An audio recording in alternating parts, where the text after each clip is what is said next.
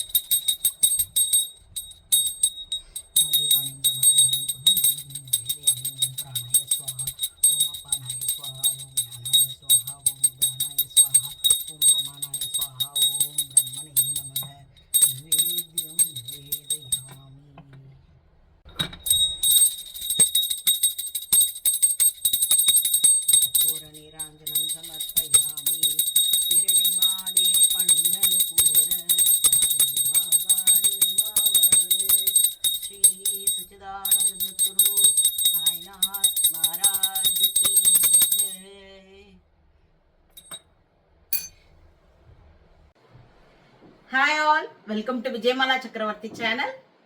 இன்னைக்கு குரு பௌர்ணிமா. ஸோ நம்ம எல்லாருமே நம்மளுடைய குருக்களுக்கு கண்டிப்பாக நம்மளுடைய வணக்கத்தை தெரிவிச்சுக்கணும். நம்மளுடைய எப்பயுமே நம்ம வாழ்நாள்ல முதல் குரு நம்ம அம்மா அப்பா தான். அவ நம்மளை இந்த உலகத்துக்கு கொண்டு வந்ததுலேருந்து இந்த உலகத்துல உள்ள நல்லது கெட்டது எல்லாமே நமக்கு சொல்லி கொடுத்ததுன்றது பார்த்தாக்கா முதல் குரு நம்ம அம்மா அப்பா. அதுக்கப்புறமா குழந்தையிலேருந்து ஸ்கூல்ல டீச்சர். அதே மாதிரி நம்மளுடைய வாழ்க்கையில ஒரு இடங்கள்ல ஒரு இடத்துல ஒரு சின்ன விஷயம் ஒருத்தர்கிட்ட கத்துண்டா அப்படின்னா கூட அவ நமக்கு அந்த க்ஷணத்துல அவ நமக்கு குருவா இருப்பா. சில நேரங்கள்ல நமக்கே தோணும் இல்லையா, நான் இது அவகிட்ட கத்துட்டேன் அப்படின்ட்டு. அந்த க்ஷணத்துல அவாதான் குரு நமக்கு. இதெல்லாம் நானா புரிஞ்சின்றது, தப்பா இருந்தா மன்னிச்சுக்கோங்க. நேரா பெருமாள் கிட்ட போய் அப்படியே ஸ்ட்ரைட்டா போறதுன்றது சில அதுல கரடு முரடான பாதைகளா இருக்கும். எப்பயுமே நமக்கு பெருமாளை அடையக்கூடிய வழி குரு மூலியமா இருந்தாக்கா அது ரொம்ப நன்னா இருக்கும் அப்படின்றது பெரியவாளுடைய சில நிறைய கதைகள்லாம் கேட்கிறோம் இல்லையா. அந்த மாதிரி எனக்கு வாழ்க்கையில மிக முக்கியமான குரு அப்படின்னா என்னுடைய ஷீரடி பாபா தான். நான் ஷீரடி பாபாவை நான் ரொம்ப ரொம்ப ரொம்ப ரொம்ப ரொம்ப நேசிக்கிறேன். எனக்கு நிறைய இடங்கள்ல அவர் பிரத்யேகமா நான் இருக்கேன் அப்படின்றத எனக்கு ப்ரூவ் பண்ணியிருக்காரு. அப்படி ஒரு விஷயத்த மட்டும் நான் ஷேர் பண்ணிக்கிறேன். இன்னைக்கு எனக்கு தைராய்டு ரொம்ப ஜாஸ்தியா இருந்தது. ஸோ டாக்டர் அப்பாயின்மெண்ட் வாங்கியிருந்தேன். அவர் மத்தியானம் 12 மணிக்கோ 1 மணிக்கோ வாங்கோ அப்படின்னு சொல்லியிருந்தார். நானும் எங்க ஹஸ்பண்டும் 2 வீலர்ல போயிட்டு இருக்கோம். ஆல்மோஸ்ட் எங்க ஆத்துல இருந்து ஒரு 15 கிலோமீட்டர்ஸ் டிஸ்டன்ஸ். நான் போற வழியில அந்த புது ஹாஸ்பிட்டல், எனக்கு அது வழி தெரியல. நான் யார்கிட்டயோ அட்ரஸ் கேட்டு இருக்குச்சு. ஒரு லேடி என்கிட்ட சொன்னா, அம்மா உங்க பேண்ட் ஃபுல்லுமே ஓப்பன் ஆயிருக்கு 2 சைடுமே அப்படின்னா. அந்த அப்பெல்லாம் நம்ம ரீஸ்டிச் போடுற கான்செப்ட்லாம் உண்டு ரெடிமேட் வாங்கினாக்கா. இப்பெல்லாம் நம்ம எது வாங்கினாலுமே ஸ்ட்ரைட்டா யூஸ் பண்ணிக்கிறோம். இந்த ஓப்பன் ஆறுது தையல் விடுறது இந்த வேலையெல்லாம் இல்லை. அப்ப வாங்கின பேண்ட்டுகள்லாம் ரீஸ்டிச் போடலைன்னா தையல் விட்டுடும். எனக்கு தெரியல, நான் அதை ரீஸ்டிச் பண்ணல அப்படின்ற விஷயம். நான் பாட்டுக்கு போட்டுன்னு போயிட்டு pure white colour full open ஆயிருக்கு. என்னோட தொடையிலேருந்தே என்னோட கால் தெரியறது. எனக்கு என்ன பண்றதுன்னே தெரியல. 2 காலையும் இப்படி சேர்த்து நின்னுட்டேன். பேசாம நடு ரோட்ல நிக்கிறேன். என்ன பண்றதுன்னு தெரியல. அப்ப அந்த லேடியே சொன்னா, நீங்க அங்க போனா அங்க ஒரு பொட்டி கடை இருக்கு, அங்க போய் நீங்க சேஃப்டி பின் இருந்தா வாங்கி போட்டுக்கோங்க அப்படின்ட்டு. நான் அப்ப அந்த க்ஷணம், ஐயோ பாபா இப்படி மானம் போற மாதிரி நின்னுட்டேனே நானு. இப்படி நான் கவனிக்காம வந்தது என்னுடைய கவனக்குறைவு. தயவு செய்து என்னை எப்படியாவது ஆத்துல கொண்டு போய் சேஃபா விட்டுருங்கோ, ரொம்ப அவமானமா எனக்கு ஃபீல் ஆகுது அப்படின்ட்டு கண்ணில் ஜலம் தழும்புறது. என்ன பண்றதுன்னே தெரியல. நான் நேராக எங்கள் ஹஸ்பண்டை அந்த பொட்டி கடைக்கு கொண்டு போய் விட சொன்னேன். அந்த பொட்டி கடையில் அவர் என்ன நோட்டீஸ் பண்ணிட்டாரு. அதுக்கப்புறமா அவ்வளோ கை நிறைய சேஃப்டி பின்னை என் கையில் கொடுத்துட்டு பைசாவோ கொடுத்துட்டு, ஆனால் சந்து மாதிரி ஒன்று இருக்குல்ல மேடம், மரவாக இருக்குது, அங்கே போய் நீங்கள் அந்த பேண்ட்டில் போட்டுக்கோங்க பின்ன. அட் த சேம் டைம் அந்த சந்தில் ஒரு குடிசை வீடு மாதிரி ஒன்று இருந்தது, அந்த வீட்டுக்கிட்ட போய் சொல்லிட்டு நீங்கள் போட்டுக்கோங்க, நல்ல அம்மா தான், அவங்க ஹெல்ப் பண்ணுவாங்க அப்படின்னாங்க. அந்த சந்துக்குள்ள அந்த பின்னெல்லாம் எடுத்துட்டு அப்படியே ரொம்ப க்ளோஸா நடக்கிறேன், என் காலெல்லாம் தெரியக்கூடாதுன்றதுக்கோசரம். உள்ள போனா அங்க ஒரு லேடி வந்து ரொம்ப ஏழ்மையான ஒரு குடும்பம். அவ வந்து ஒரு பழைய பெட் ஸ்ப்ரெட்டை உட்காந்து தைச்சின்னு இருக்கா தையல் மிஷின்ல. என்னை பார்த்த அந்த க்ஷணமே அவ என்ன பண்ணான்னா, அந்த தைச்சின்னு இருந்த பெட் ஸ்ப்ரெட்டை எடுத்து, நீங்க இடுப்புல சுத்திக்கோங்கம்மா, அந்த பேண்ட்டை கழட்டி கொடுங்க, நான் உங்களுக்கு தைச்சு கொடுத்துடுறேன் அப்படின்னா. அங்க அந்த க்ஷணம் எனக்கு பாபா அந்த லேடி தான். அவர் அந்த ரூபத்துல வந்து என்ன மானத்தை காப்பாத்தினா. நான் போய் அங்க ஒரு தட்டி மாதிரி பாத்ரூம் வச்சிருப்பா இல்லையா ஓலையில, அந்த மாதிரி ஒரு இடத்து மரபுல போய் அந்த பேண்ட்டை கழட்டிட்டு அந்த இடுப்புல அந்த பெட் ஸ்ப்ரெட்டை சுத்திண்டேன். அந்த லேடி எனக்கு தைச்சு கொடுத்தா. நான் தைச்சு கொடுத்த உடனே இதுக்கு என்ன பைசாவோ கொடுக்குறேன்னு, ஐயோ என்னம்மா, என் குழந்தைக்கு இன்னொருத்தர் யாராவது ஹெல்ப் பண்ணுவாங்க, நீங்க என்ன இப்படி சொல்றீங்க அப்படின்னு சொல்லிட்டு, பரவாயில்லம்மா எடுத்துக்கோ நீ போட்டுன்னு போனீன்னு அப்படின்ட்டு. நான் ஆத்துக்கு வர பிளான்ல இருந்தேன். எல்லாத்தையும் பக்காவா ரீஸ்டிச் பண்ணதோட இல்லாம நான் டாக்டர் அப்பாயின்மெண்ட் முடிச்சுட்டு நான் வந்தேன். இந்த மாதிரி எனக்கு பல அனுபவங்கள் எனக்கு வந்து பிரத்யேகமா ஃபீல் பண்ணது. ஸோ அதனால என்னுடைய குரு அப்படின்னு பார்த்தாக்கா என்னுடைய பாபா தான். எனக்கு நிறைய நேரங்கள்ல கடைசியா நேத்திக்கு என் பொண்ணு அமெரிக்கால போய் விட்டுட்டு வந்ததே பாபாவா தான் நான் நம்புறேன். பல இடையூறுகள் இந்த மைக்ரோசாஃப்ட் பிரச்சனையெல்லாம் வந்ததுலாம் கூட அதை ஜஸ்ட் ஒரு ஃபியூ ஹவர்ஸ் ஸ்கிப் பண்ணி போய் ரீச் பண்ணியிருக்கா. ஸோ எல்லா இடங்கள்லயும் எனக்கு பாபா ரொம்ப ரொம்ப என்னை காப்பாத்தி என்னை வழி நடத்தி சென்றுட்டு இருக்காரு. அவருக்கு இந்த நேரத்துல நான் நிஜமாவே என் லைஃப் ஃபுல்லு நான் வணங்கணும் அந்த மாதிரி.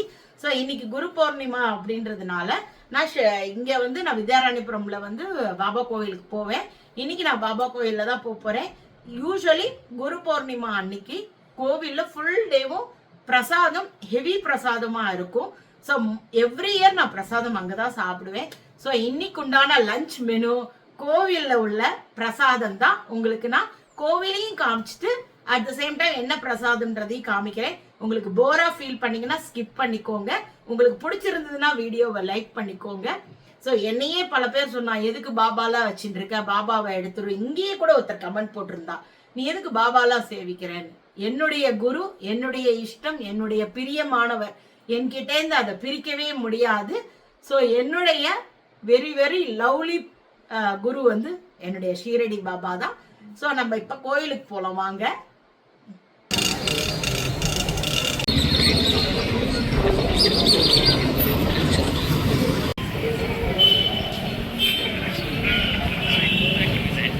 இன்றைக்கி ஃபுல் டேவுமே கோவிலில் கலை நிகழ்ச்சிகள் எல்லாமே இருக்குது. ரொம்ப அழகாக பரதநாட்டியம் குழந்தைகள் ஆடின்னு இருந்தது. ஃபுல் ஆக்சுவலி தெருவில் அந்த டர்னிங் வரைக்குமே க்யூ நின்றுட்டு இருந்தது. அப்படியே உள்ளே போயாச்சு. ப்ரோக்ராம்லாம் ஆல்மோஸ்ட் தில்லான ஆடின்னு இருந்தா இந்த குழந்தைகள். ரொம்ப நல்லா இருந்தது பார்க்குறதுக்கு.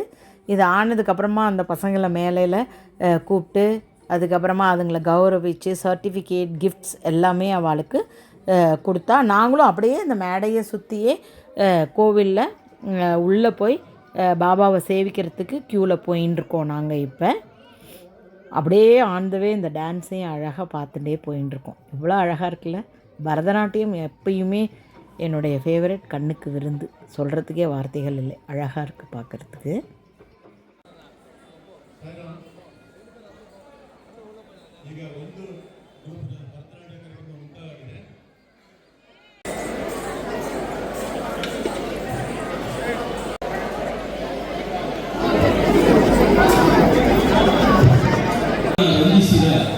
ಪುಲಕೇಶಿ ಅವರ ಇಡೀ ತಂಡದವರಿಗೆ ನಾವು ವೇದಿಕೆಯಲ್ಲಿ ಸ್ವಾಗತಿಸ್ತಾ ಇದ್ದೇವೆ. ಅವರಿಗೀಗ ನಾವು ಗೌರವವನ್ನು ಅರ್ಪಣೆ ಮಾಡ್ತಾ ಇದ್ದೇವೆ.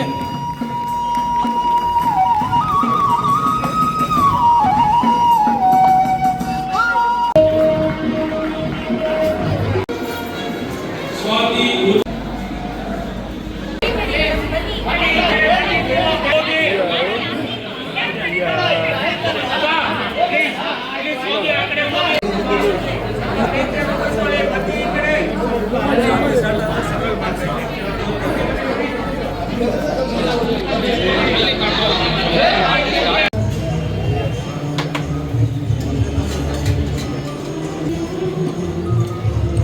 ನಗಬೇಕಾ ಮೇಡಮ್? ಅಲ್ವಾ ಮಂಚಿರ್ಬೇಕಾ? ನಗಬೇಕಾ? ನಗಬೇಕಾ? ಅಂದ್ರೆ ಸ್ಮೈಲ್ ಮಾಡ್ಬೇಕಂದ್ರೆ ಸ್ಮೈಲ್ ಮಾಡಿ, ನೀವೆಲ್ಲ ಸರ್ವಿಸ್ ಮಾಡೋರು. ಶ್ರೀ ಕನ್ನಡಕ್ಕೆ ಹಾಕಿ ಮೇಡಮ್. ಏನದು? ಶ್ರೀ ಕನ್ನಡ. ಶ್ರೀ ಕನ್ನಡಕ್ಕೆ ಹಾಕ್ತೀನಿ. ಓಕೆ ಓಕೆ, ಹಾಕ್ತೀನಿ. ಸ್ವಲ್ಪ ಸ್ವಲ್ಪ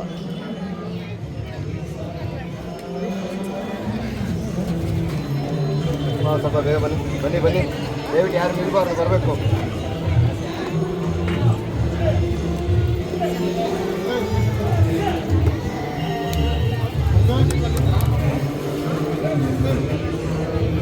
ದಂಡೆ ಕೊಡಬೇಕು.